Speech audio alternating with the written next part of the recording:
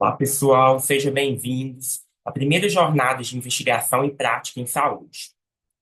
Meu nome é Vitor Martins Fontoura, sou enfermeiro, biólogo, mestrando em ensino de ciências de saúde e do ambiente pelo programa de pós-graduação da Faculdade Dinâmica. Atualmente também curso licenciatura em letras português e inglês e também atuo como pesquisador em políticas públicas e formação de profissionais da educação pelo GEPFOR, da Universidade Federal de Viçosa. Também sou professor para os cursos técnicos de enfermagem, radiologia e também técnico em saúde bucal, pelo Centro Referencial de Ensino em Saúde da Unidade Ponte Nova. E também como professor e coordenador pedagógico na rede de ensino Apogeu de Ponte Nova, onde eu leciono as disciplinas de ciências, biologia, química e língua inglesa, tanto para o ensino fundamental 2 do sexto ao nono, quanto para o ensino médio, primeiro, segundo e terceiro ano. Pessoal, é uma honra poder compartilhar um pouco com vocês sobre esse tema que eu acho tão latente, tão atual, que é a simulação realística no ensino em saúde. Porque quando a gente fala, né, em cuidado humano, cuidado holístico, biopsicossocial, remete muito ao ambiente acadêmico, a metodologia utilizada para o ensino do cuidado, tanto na medicina, quanto na enfermagem, quanto na farmácia, quanto na fisioterapia, quanto na nutrição, quanto em qualquer outro curso que envolva ciências da saúde.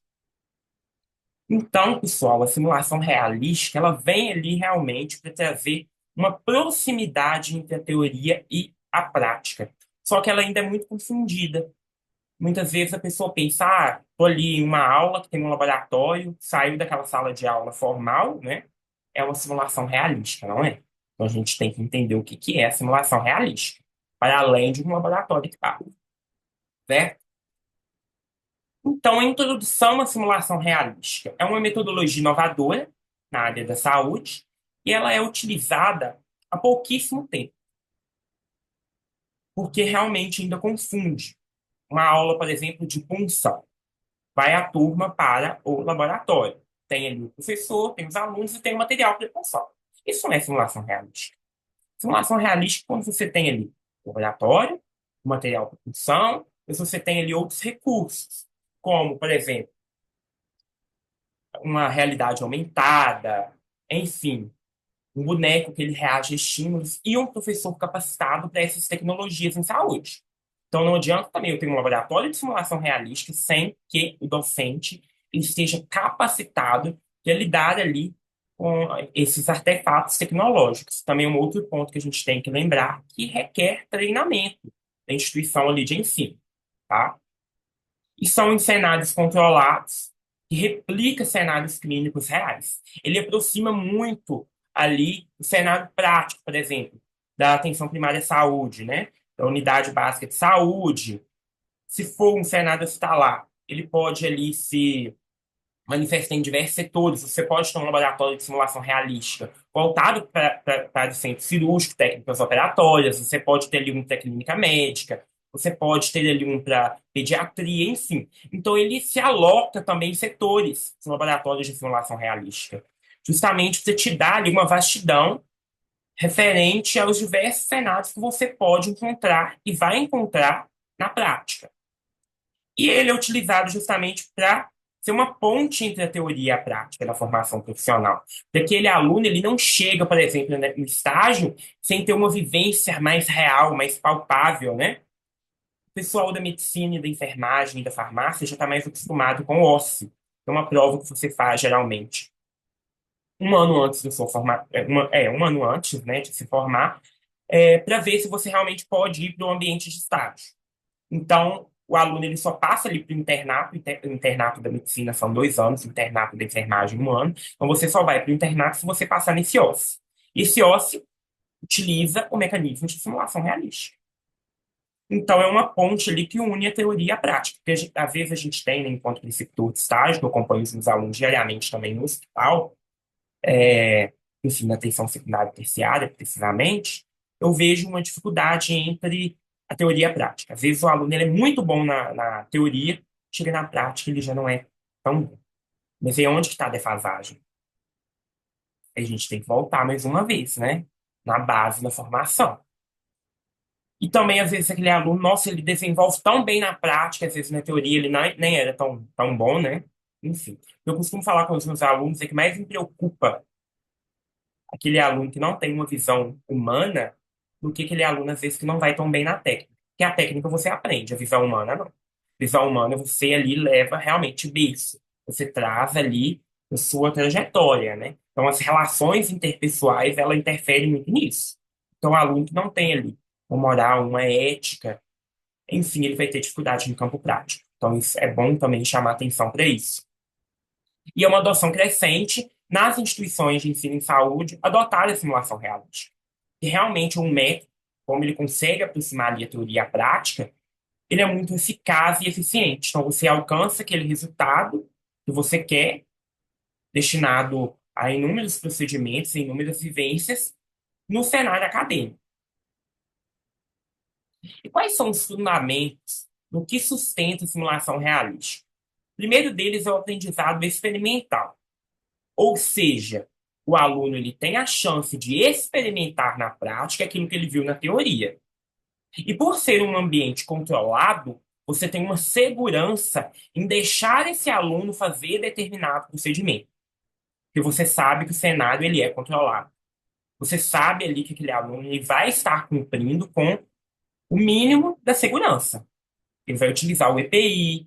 Você sabe que não é um ambiente onde tem tanta chance de ter um foco infeccioso como nos hospitais. Então, você tem uma facilidade ali do ponto de vista experimental.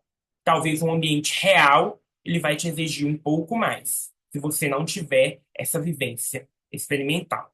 E são cenários adaptáveis, ou seja, controlados com diferentes níveis de complexidade.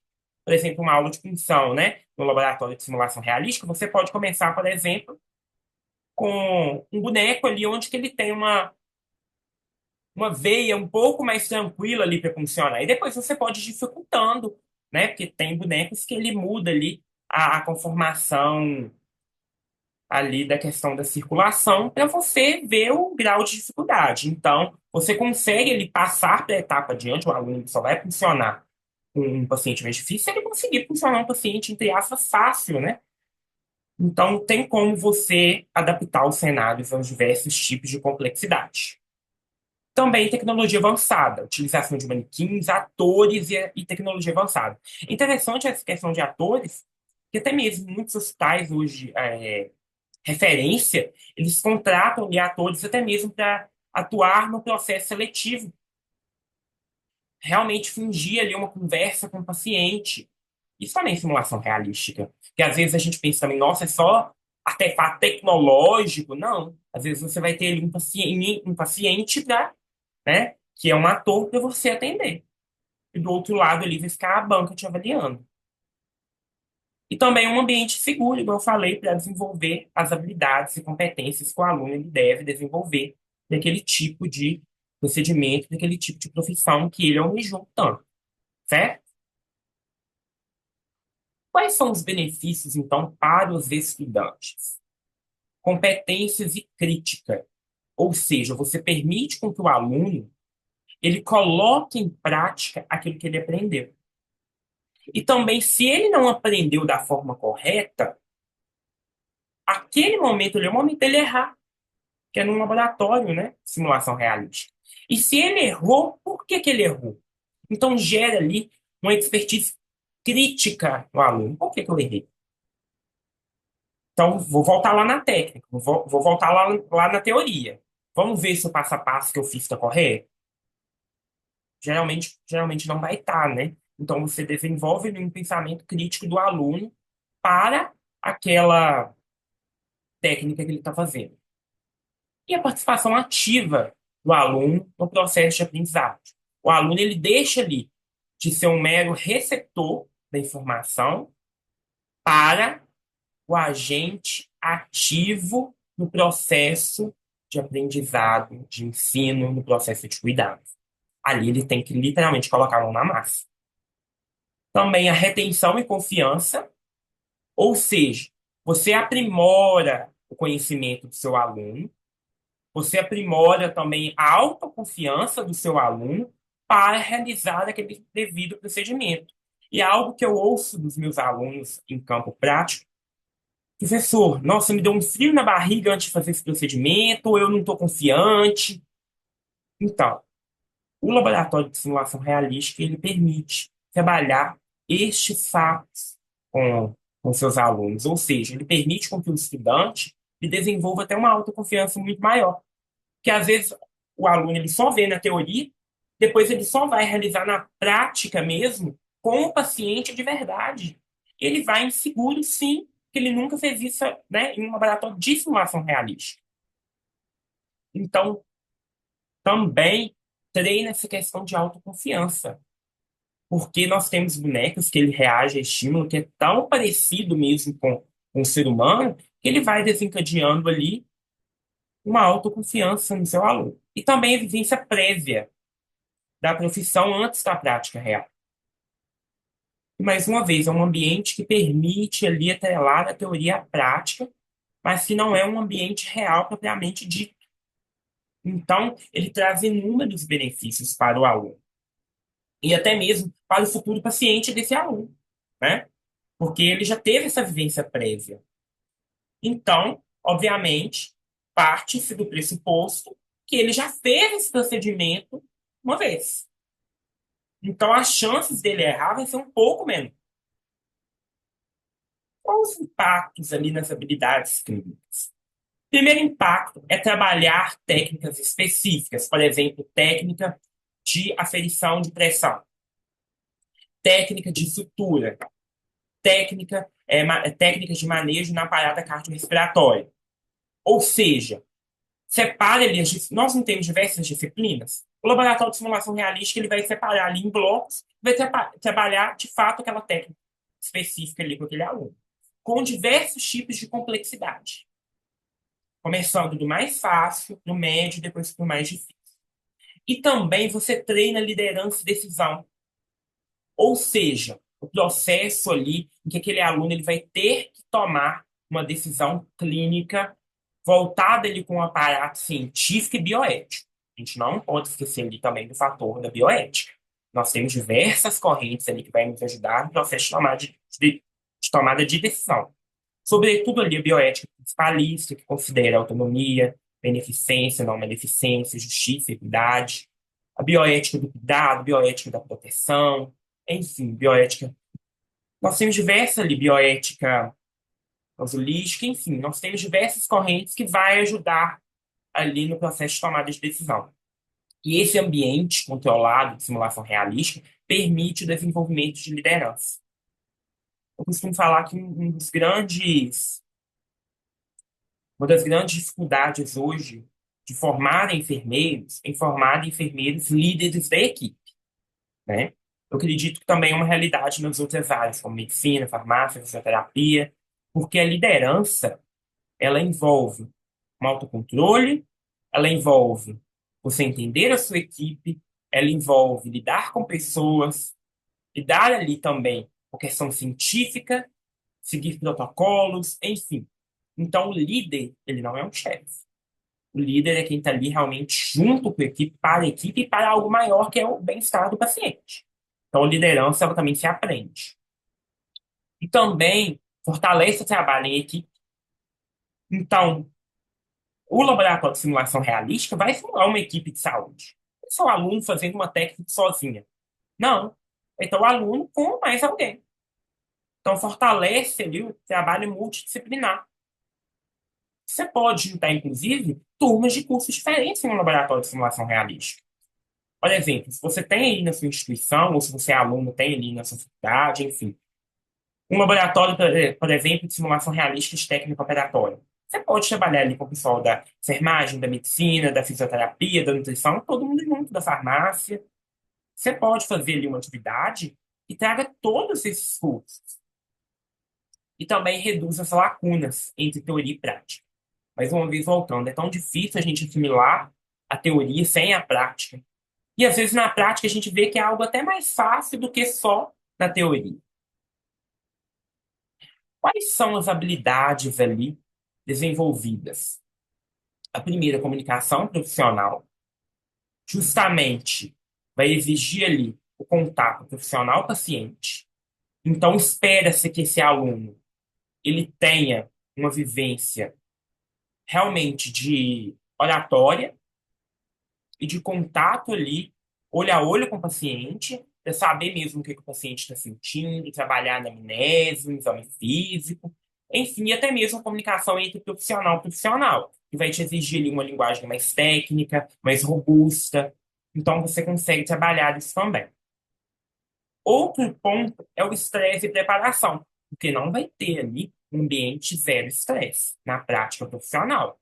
Então, você trabalhar com esse aluno, lidar ali, trabalhar em situações de estresse, neste laboratório de simulação realista, é imprescindível.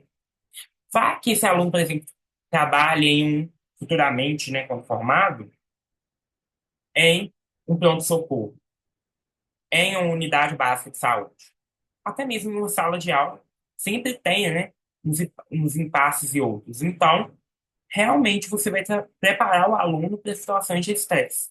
E vai exigir dele qual que é o processo de tomada de decisão que você faria diante disso, diante daquilo. E o porquê que você faria essa decisão. Então, é muito importante você questionar o seu aluno.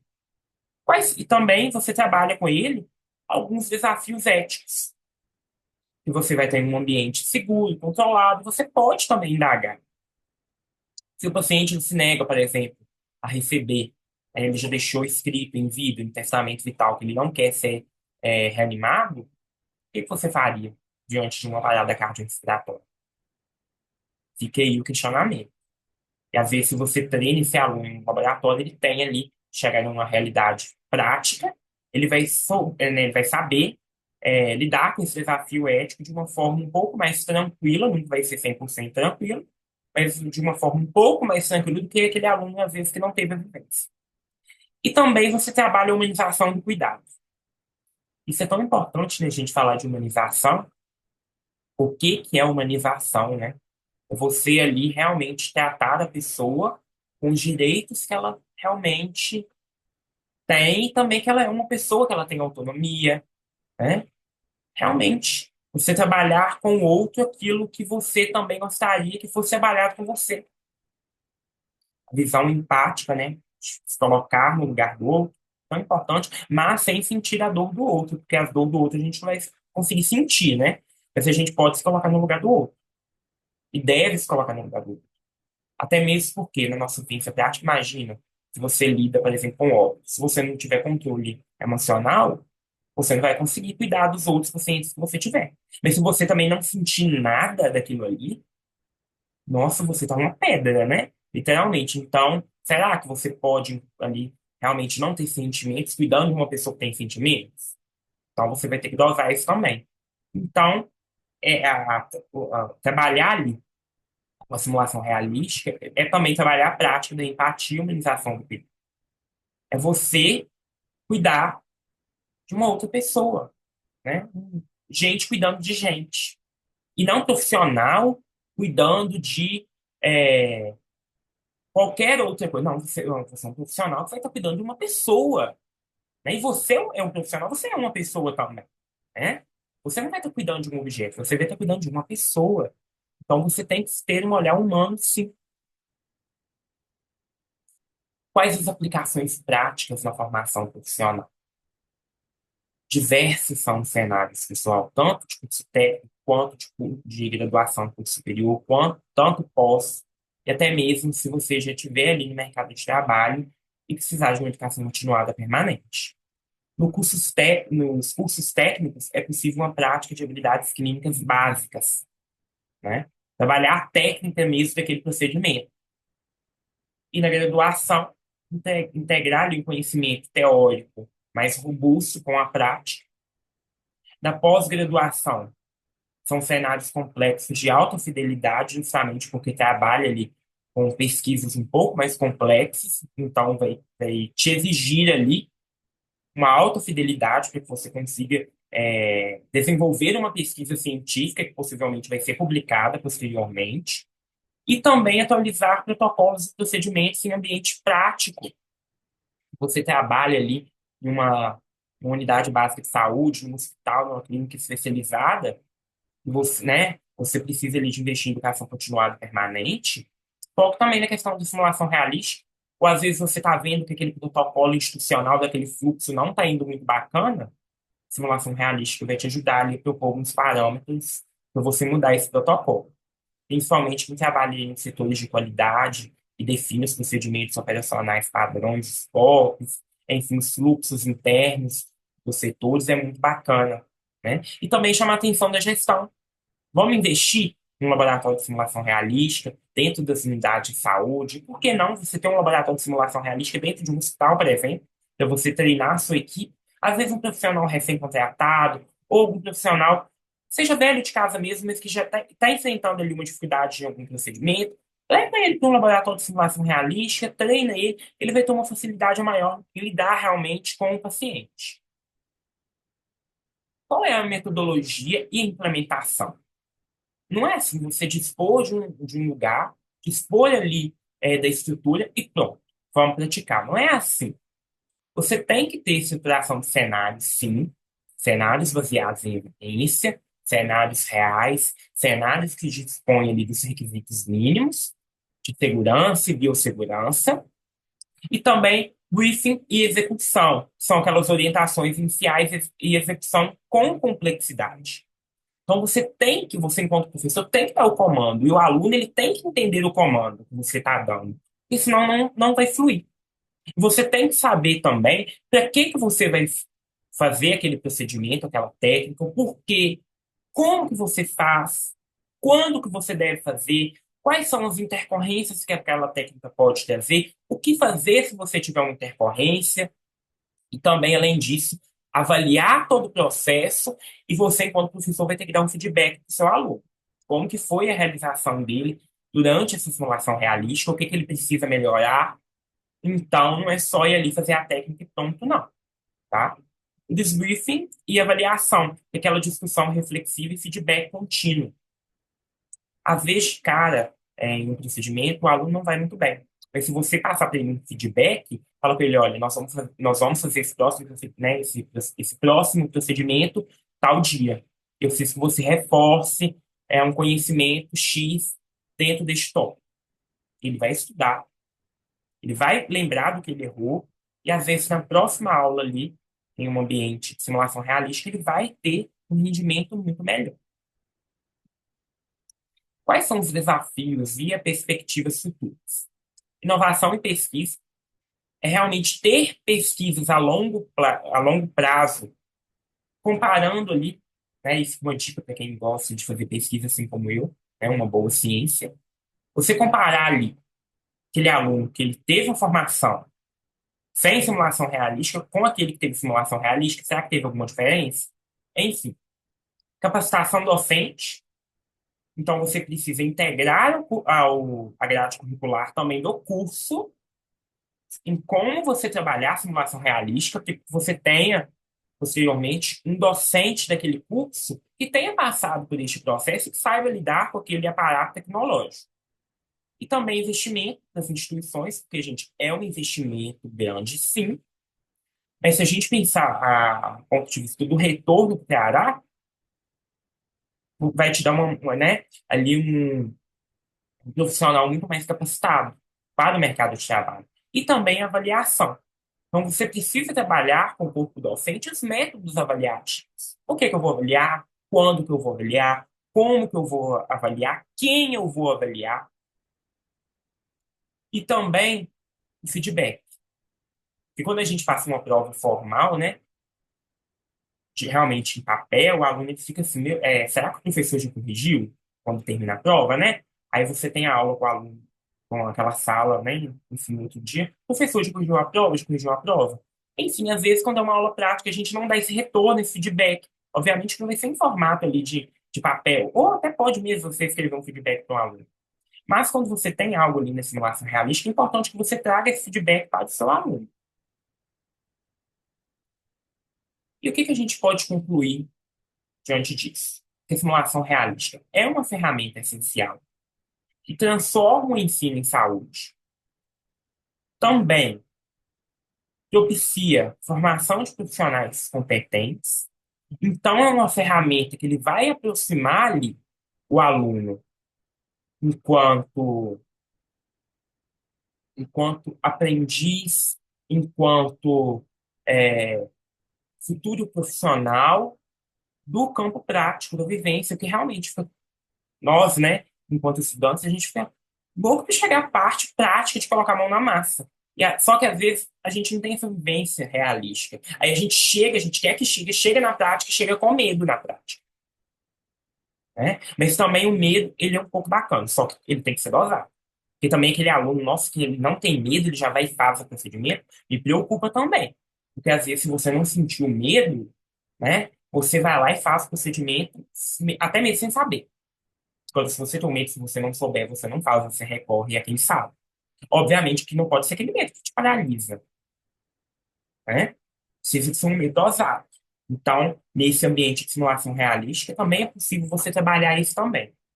Prepare para o futuro, porque você vai ter ali diversos desafios práticos. Então, você, enquanto docente, você pode colocar diversos desafios ali, diversos dilemas bioéticos para o aluno resolver ali no âmbito de simulação realística, e também o cuidado humanizado, que é o caminho da assistência mais segura. Realmente é gente cuidando de gente, né? Independente do curso que for. E também a interdisciplinariedade, que você unir ali a medicina com a enfermagem, com a fisioterapia, com a farmácia, com a nutrição, enfim. Esse é um ambiente perfeito. Então fica aí para a gente pensar, né? Sobre essas diversas questões. Será que eu estou apto para ir para um ambiente prático? Será que eu tive ali uma simulação realística ou será que eu só tive uma aula prática em laboratório?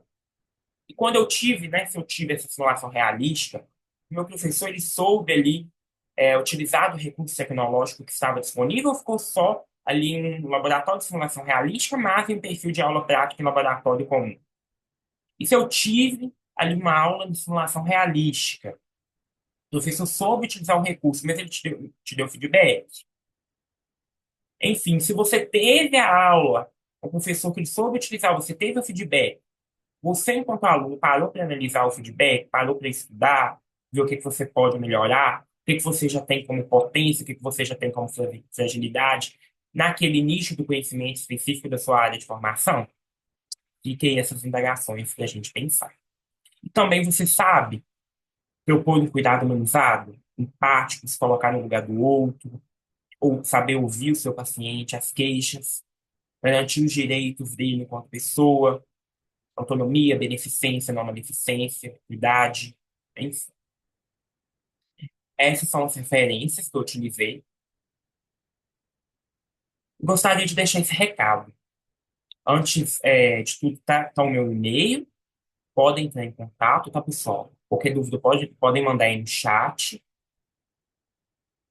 De antemão, já agradeço a participação. Estou solícito para qualquer indagação, dúvida, futuras parcerias, que não podem me encaminhar ali no e-mail, victorfontolo2000@hotmail.com, e segue também o QR Code do meu currículo Lattes, tá? Você que é aluno também que está me assistindo aí, se você não atualizou o seu Lattes, por favor, vai lá e atualize, né? Quem é da pós-graduação ali, da especialização, mestrado, doutorado e pós-doc, né? Já sabe a importância de ter um Lattes bem atualizado, né? Porque é sempre que acompanha, enfim.